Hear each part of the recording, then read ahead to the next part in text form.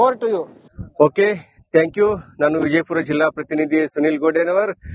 ಏನು ವಿಜಯಪುರ ಜಿಲ್ಲೆಯಲ್ಲಿ ಭೀಕರ ಬರಗಾಲ ಎದುರಾಗಿದೆ. ಮುಂಗಾರು ಮಳೆ ಕೈಕೊಟ್ಟ ಹಿನ್ನೆಲೆಯಲ್ಲಿ ಬಹುತೇಕ ಜಿಲ್ಲೆಯ ಬೆಳೆಗಳು ಬಂದಿಲ್ಲ ಅಂತ ಹೇಳ್ಬೋದು. ನಾನೀಗ ವಿಜಯಪುರದ ಒಂದು ಕಡ್ಲೇವಾಡ ಮೊಸಳೆ ಕೆರೆಯಲ್ಲಿದ್ದೀನಿ. ಇದು 452 ಎಕರೆಯಲ್ಲಿ ವಿಸ್ತೀರ್ಣವಾದಂತಹ ಕೆರೆ.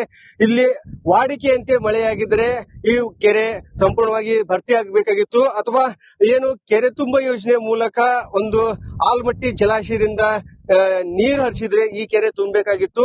ಇಲ್ಲಿವರೆಗೂ ಕೂಡ ಈ ಕೆರೆಗೆ ಒಂದು ಹನಿ ನೀರು ಬಂದಿಲ್ಲ ಅಂತ ಹೇಳ್ಬೋದು. ತಾವಿಲ್ಲಿ ದೃಶ್ಯದಲ್ಲಿ ನೋಡಬಹುದು ಕೆರೆಯ ಪರಿಸ್ಥಿತಿ ಯಾವ ರೀತಿ ಇದೆ ಅಂದ್ರೆ ಸಂಪೂರ್ಣವಾಗಿ ಕೆರೆ ಬಿರುಕು ಬಿಟ್ಟಿರ್ತಕ್ಕಂಥದ್ದು. ಇಲ್ಲಿನ ಈ ಕೆರೆ ಸುಮಾರು 5 ರಿಂದ 6 ಹಳ್ಳಿ ಜನರಿಗೆ ಒಂದು ಜೀವನಾಡಿಯಾಗಿದೆ.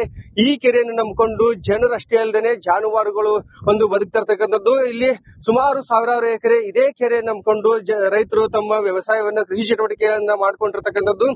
ಈಗ ಕೆರೆಯಲ್ಲಿ ನೀರು ಮೊದಲೇ ಬರ ಹಿನ್ನೆಲೆಯಲ್ಲಿ ಮಳೆಯಾಗಿಲ್ಲ. ಕೆರೆಗೆ ನೀರು ಬಂದ್ರೆ ಒಂದಿಷ್ಟು ಬೆಳೆಗಳಿಗಾದ್ರೂ ನೀರಾಗಬಹುದು, ಅಂತರ್ಜಲ ಮಟ್ಟ ಹೆಚ್ಚಾಗಬಹುದು ಅನ್ನೋ ಒಂದು ಆಶಾಭಾವನೆಯಲ್ಲಿದ್ದ ರೈತರಿಗೆ ಈಗ ನಿರಾಶೆ ಉಂಟಾಗಿರ್ತಕ್ಕಂಥದ್ದು. ಯಾಕಂತಂದ್ರೆ ಸಂಪೂರ್ಣವಾಗಿ 452 ಎಕರೆ ಕೆರೆ ಈಗ ಈ ತರ ಒಂದು ಬಿರುಕು ಬಿಟ್ಟಿದೆ, ಬಾಯಿ ತೆರೆದು ಕುಳಿತಿದೆ. ಈ ಕೆರೆಯು ಕೂಡ ತನ್ನ ದಾಹ ನೀರು ಕೇಳ್ತಾ ಇದೆ. ಈ ಕೆರೆ ಭರ್ತಿ ಆದ್ರೆ ಅಟ್ಲೀಸ್ಟ್ ಜಾನುವಾರುಗಳಿಗಾದ್ರೂ ನೀರಾಗುತ್ತೆ, ಕುಡಿಯೋದಕ್ಕಾದ್ರೂ ನೀರಾಗುತ್ತೆ ಅಂತ ರೈತರು ಇಲ್ಲಿ ಕೆರೆಯಲ್ಲೇ ಕುಳಿತು ತಮ್ಮ ಆಕ್ರೋಶ ವ್ಯಕ್ತಪಡಿಸಿರ್ತಕ್ಕಂಥದ್ದು.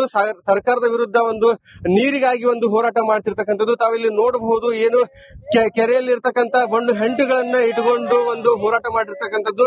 ಯಾಕಂತಂದ್ರೆ ಸರ್ಕಾರಕ್ಕೆ ಇವರು ಸಾಲ ಮನ್ನಾ ಮಾಡ್ಬೇಕಂತ ಆಗ್ರಹ ಮಾಡ್ತೀರ ಅಂತ ಕೇಳಿದ್ರೆ ಇವ್ರು ಹೇಳುದು ನಮಗೆ ಸಾಲ ಮನ್ನಾ ಬೇಡ, ನಮಗೆ ನೀರು ಕೊಟ್ಟರೆ ನಾವೇ ಸರ್ಕಾರಕ್ಕೆ ಸಾಲ ಕೊಡ್ತೀವಿ ಅನ್ನೋ ಒಂದು ಆಕ್ರೋಶದ ಮಾತನ್ನ ಹೇಳ್ತಾ ಇದಾರೆ. ಇಲ್ಲಿ ರೈತರಿದ್ದಾರೆ, ಅವರನ್ನೇ ಕೇಳೋಣ ಏನ್ ಹೇಳ್ತಾರೆ ಅಂತ ಹೇಳಿ.